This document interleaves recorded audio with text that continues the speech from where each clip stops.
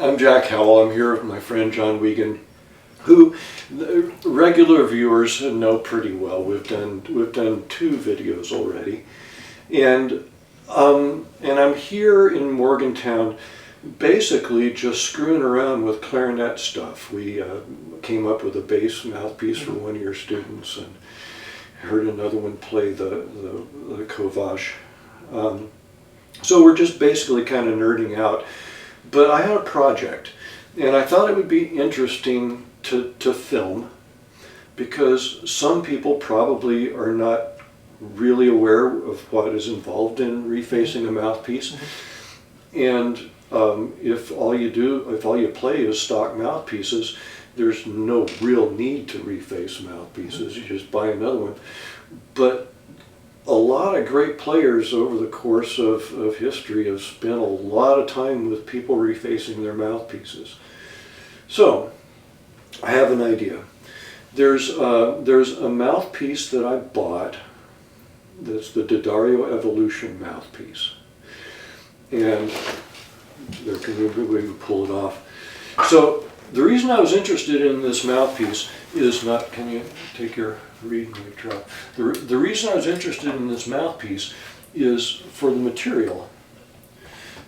And since I started playing these Livengood mouthpieces that are marbled, it caught my attention that D'Addario's making a mouthpiece out of a marbled material. And I thought, you know, let's check that out. And I knew from the dimensions that are published that it probably wouldn't be right for me, because it's a 108 tip, and most of my tips are like 101 or 102. But I wanted to see, so I ordered it. Sure enough, it's not really my cup of tea. I'm not saying it's bad, and I think a lot of people probably really like it, but it's a little open. It's a little hard to play. It requires a little bit too much bite pressure to get the sound out for me. So, John, what do you think of it? Can you talk about measuring it and how that tells you how it might play? Yes, let's talk about the measurements. Jack referred to a tip being 108. What that actually means is we have a glass gauge here. Yeah, you want to get that out? We have a piece of glass with lines across laterally this way. And when I line the top line up with the top of the mouthpiece, this is sort of ground zero. I think maybe you can see the top of the line here is even with the top of the mouthpiece. Now, a 108 tip is 1.8 millimeters distance between the tip rail of the mouthpiece and the glass. So we slide our gauge here. This is a tapered gauge and it has numbers on it. So a 108, there's our 100, and there's a 110, so it should be almost to the 110. Let's see what that actually is. And mine comes out to be about 110. So the way I measure it, it's a little bit more open even than the 108. And 110 would be a medium.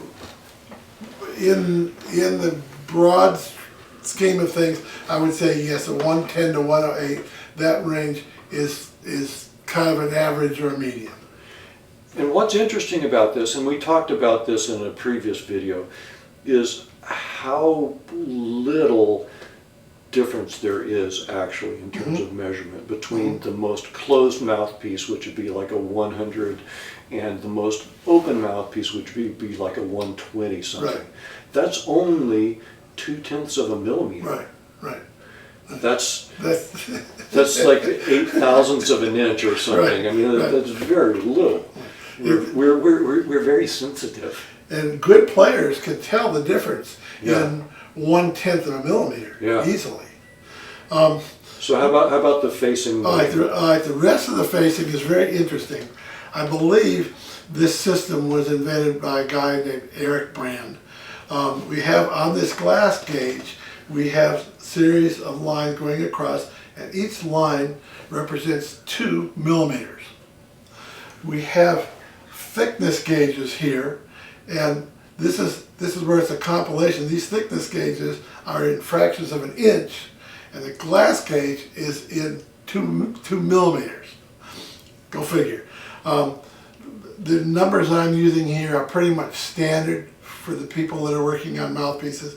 The first one is 34 thousandths of an inch, and I put this in, and it goes down to 6. So the 34 thousandths of an inch gauge goes down to 6. Which is fairly close. That's about normal. Yeah. That's right on Okay. average. Okay. Right. All right. I would say that's as average as you get.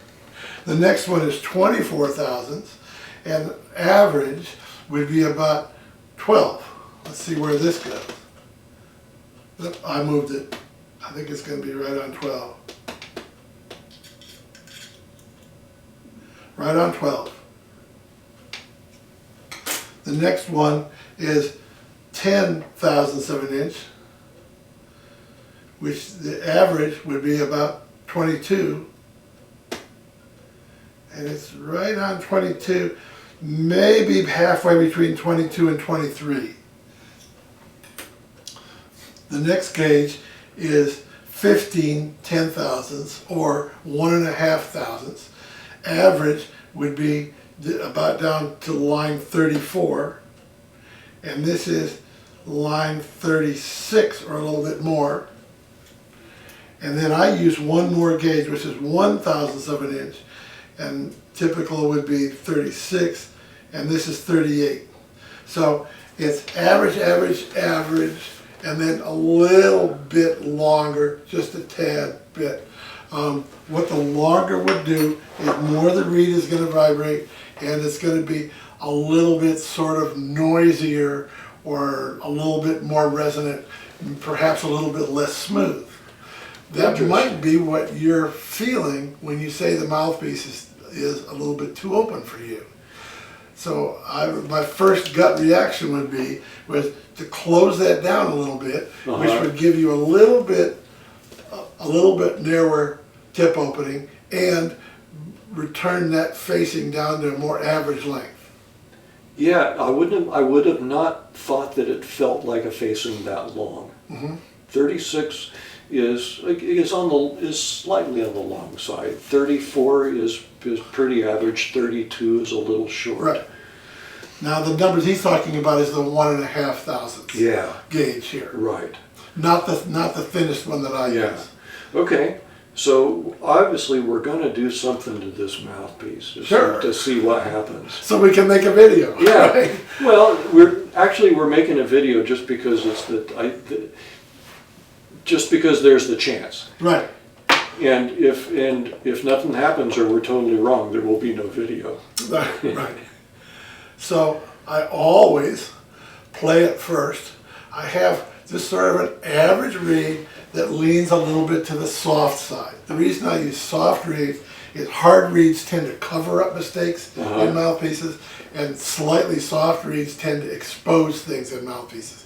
So this is maybe and in players. Right, yeah, players too. So this is maybe a half a number soft. Like if I would usually use a 4, this would be like a 3.5 reed.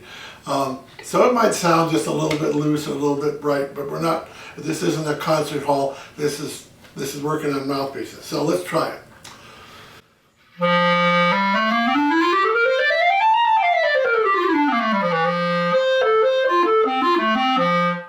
I basically like it, but I agree that it sounds a little bit, almost a little out of control, almost a little bit too buzzy or bright, if you will. And so let's close this down a little bit and see what happens. Most mouthpiece guys use 600 grit sandpaper, and the key really is, I don't think we can get that out of it, is how you hold the mouthpiece. I'm pressing down, that would be the center. To close it, I'm pressing down a little bit more toward the beak, and maybe twice. I'm using what I would call moderate pressure. I'm not really pressing as hard as they can. And you can tell kind of what you did from looking at the tracks on the sandpaper. So let's see how much effect that had, and then we'll try it. It was 110 before, now it's 108, so we had some effect. And it used to be 6, and it's just a tad less than 6 now. It used to be 12. It was a generous 12. Now it's right on 12. It used to be a 22 plus, now it's right on 22. Mm-hmm.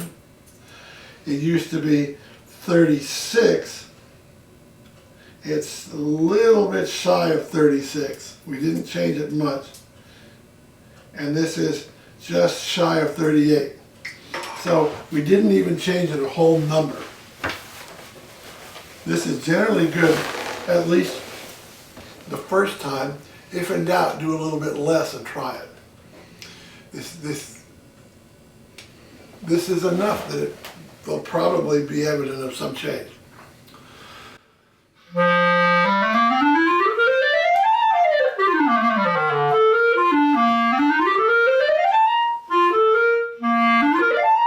I can definitely hear a smoother approach, a smoother sound. It doesn't have as much excess vibrancy. You want to try it? Yeah.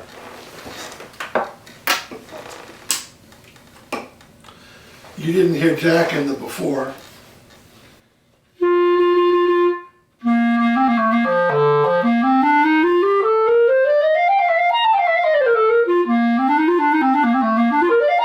That's definitely better, but it's also not where I would want it. Mm-hmm. Where you want it? Do you mean you want more of the same direction? I have to bite. Okay. I still have to bite too much. Mm-hmm. Because if I play with the embouchure pressure that I want,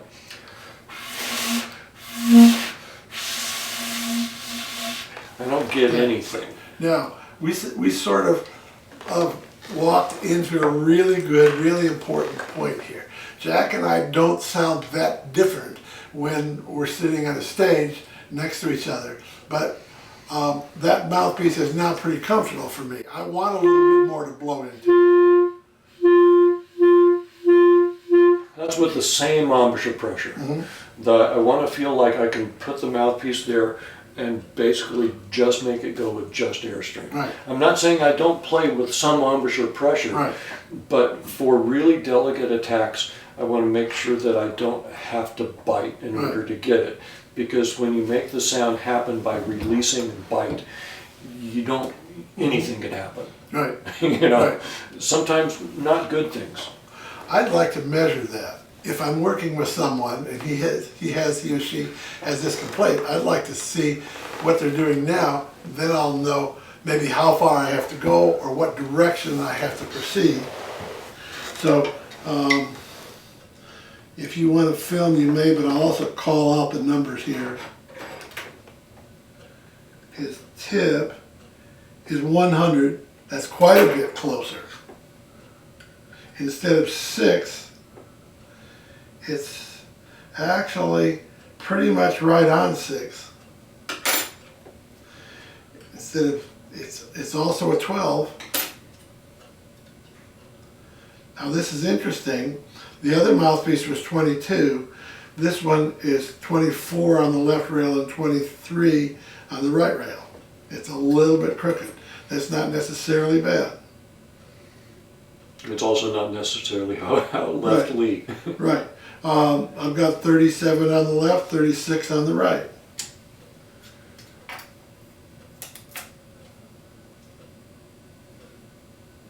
And we got 39 and 38. So it's not like insubordinately crooked, but a little bit. Yeah. It's a little bit longer, and it's quite a bit more closed on the tip. Yeah.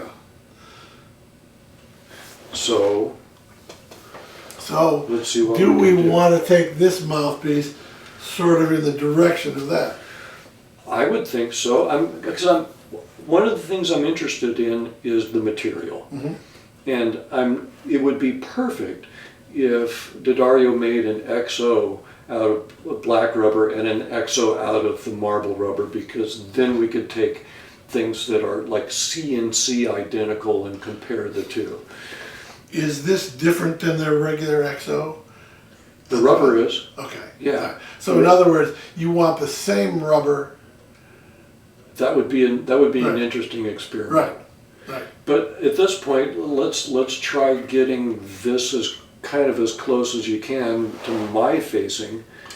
And I don't know that you have to go all the way to 100. I'm a little surprised that this one is 100 because I would have said I'm normally a 101, 102. We don't have to go all the way to 100. We don't Yeah. even have to go to 101 or 102.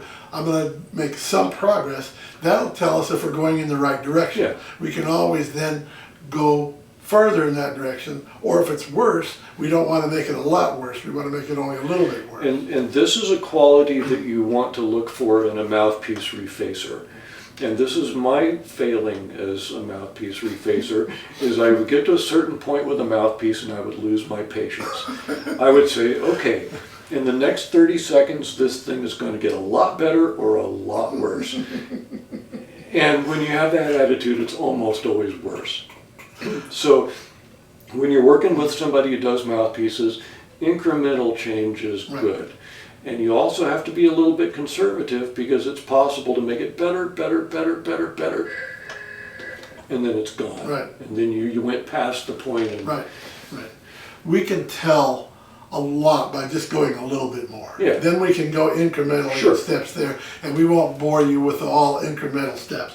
But the only way to do this, we have to make the mouthpiece longer again in the facing, but close the tip. Yeah. So we have to close it first. So to close it, if you want to get your camera up there, I will sleep at the now switch here. to close it, I'm going to put more pressure down on the beak this way.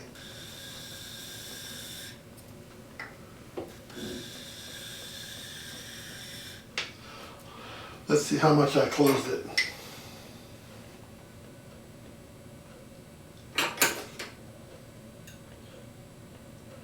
Okay, I've got about a 103. So that's a good place to start. We went from 108 to 103. Now we have to lengthen those bottom two numbers here. So I start with completely flat, and then I'm going to turn it up this way. So we get those bottom two numbers longer. Now it's time to measure. We already measured the tip. Let's see what happened here. All right, we have a shallow 6. We have a shallow 12. A generous 22. This is where we want it to start being longer. It's a 36 and 35. We're getting there. We need to do a little more on the bottom. You want me to make it crooked like yours on the bottom? No, it's okay.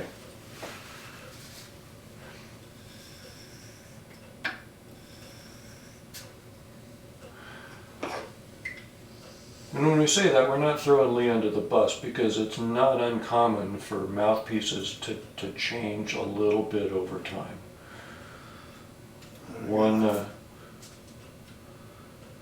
36 and 38, and it happened to, through my poor workmanship, it happened to turn out just a little tiny bit crooked. So let's leave it alone there and have you try it. Okay. I'd rather you try it.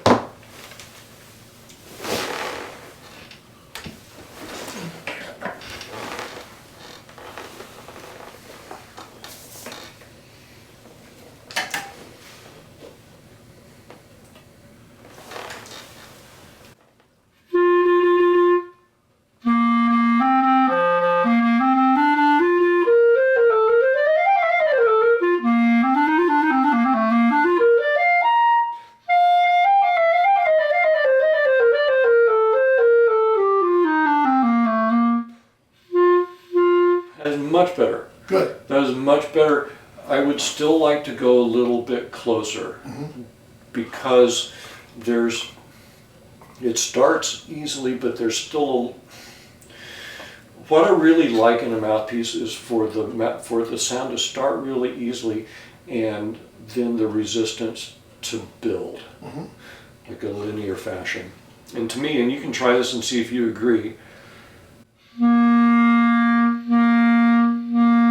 there's still a little bit of a bump at the beginning. It starts easily, but it's still, instead of starting here, it starts here. There's a little bit of a curve before the sound starts, but it's way better.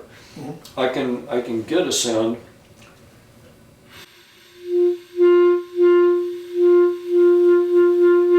I can get a sound with Airstream energy, whereas I couldn't get it at all before. It's still not quite. Now we can see with a closer tip, in other words, where the opening between the tip of the mouthpiece and the reed is narrower, that it's going to be easier for that reed to start more immediately and with less air. Yeah. Yeah. So now, there's the downside to that is that you lose a little bit of the feeling of that the mouthpiece can play loudly. Well, you lose. It won't play as loud. Not well. It means that you have to achieve the loudness in a different way. It means that you have to focus the airstream. Now, this mouthpiece is one that actually Michael worked on with Lee. So these are the 100 makes sense because that's Michael's number, and you can't tell me he's not loud. Right. You know, it just means that you can't make loudness by just blowing and letting the reed flop. It means that you have to generate it with a contained energy, rather than just that feeling of openness.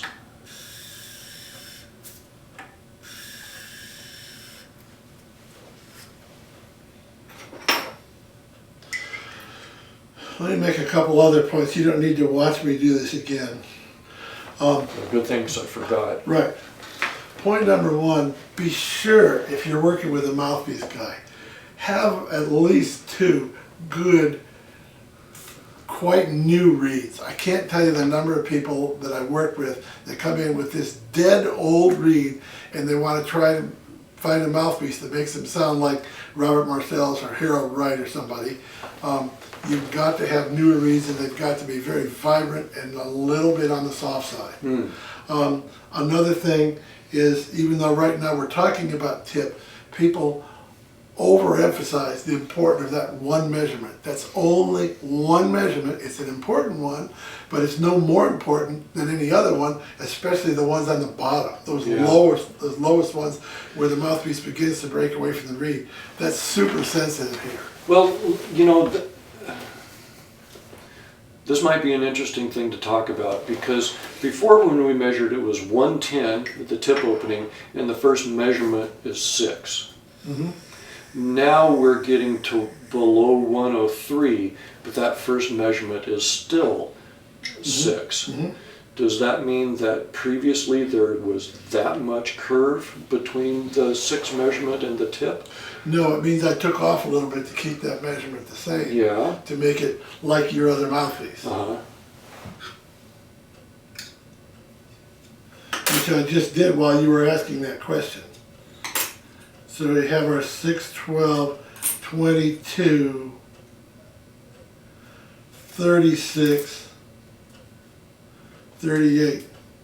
Now, because we're getting fairly close, I'm going to use 1500 paper and run it across that a couple of times and polish it and make that smooth. Then I'm going to use the back of the paper. I have tried it with and without. I really like the polish. Now, not a super high polish, but that's definitely more polished than when we were doing it before. All right, Jack, try this.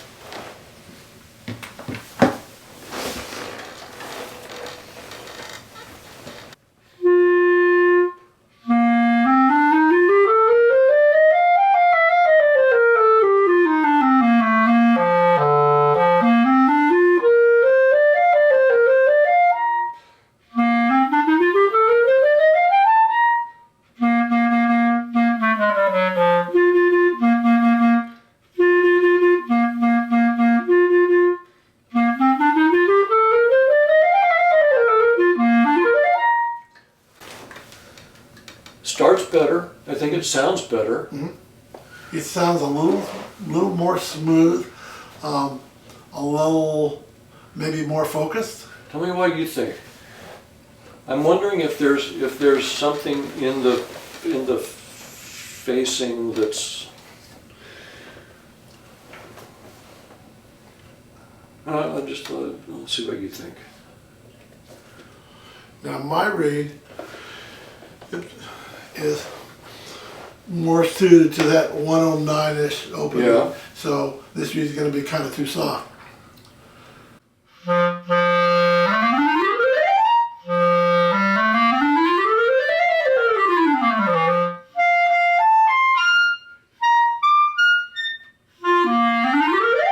It actually plays pretty well for me, even though it's too soft. I would need, instead of a 4 read, I probably need a 4.5.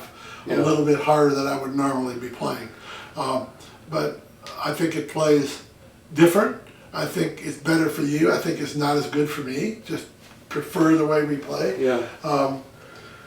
Well, so now I think it's probably at the point where I take it home and mess around with it and see how it feels in the hall. That's two great points you just made there. Number one, make some reads for it now.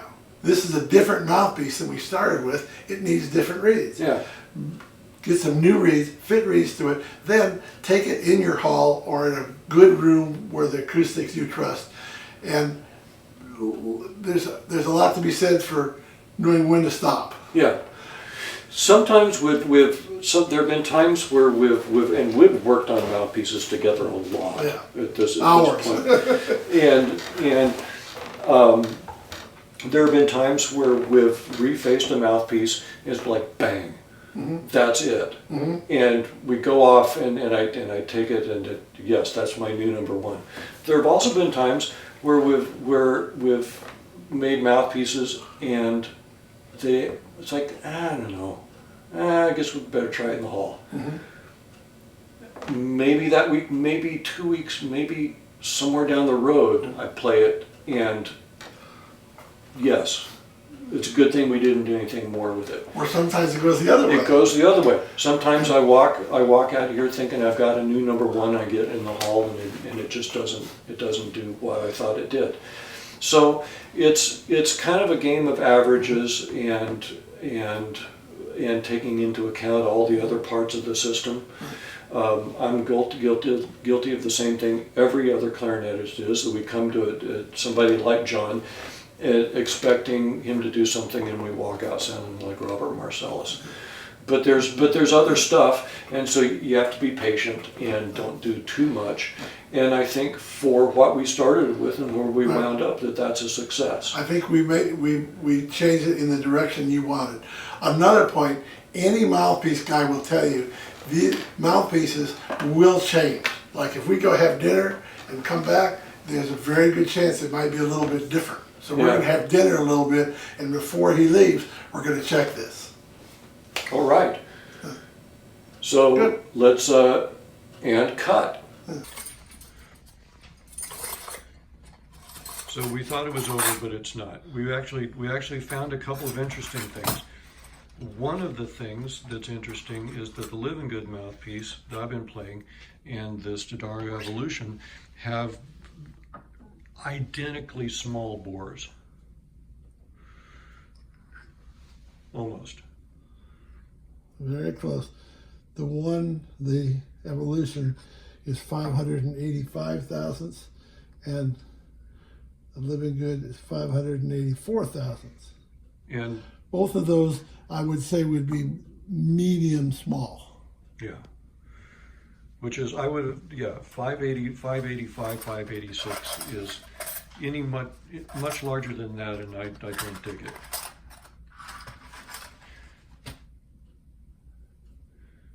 And so the window gauge you used, okay, so now I'm measuring the length of the window. Yeah. And here I'm measuring the depth of the baffle. Everything is just like good, average, where it's supposed to be. A little bit deeper than normal. Right in the center of the baffle. right about through here is just a tad deeper than normal, but not much. Maybe So a 32nd of an inch. Show you said the Matt and Popsicle Stick window gauge. That's an interesting thing. Okay, this was given to me by Everett Matson. It's a popsicle stick that he shaved down to a certain dimension, and what we want is for that line to come right at the tip. Yeah. So and check the evolution now. It's a little bit small, a little bit tighter right through there on the inside. Okay. So just a couple of other things that make a difference, and John started getting stuff out, and I thought, man, we should be filming this. So there we were. So that's a little B-roll for you.